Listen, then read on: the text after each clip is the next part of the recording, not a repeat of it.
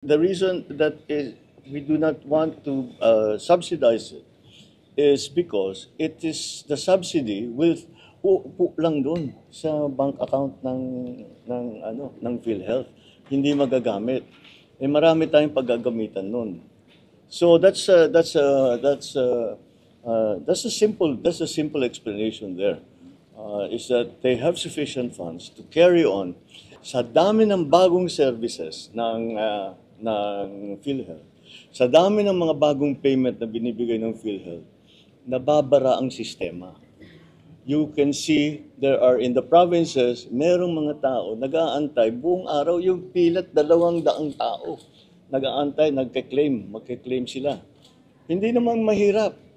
Pero that's what's happened in PhilHealth.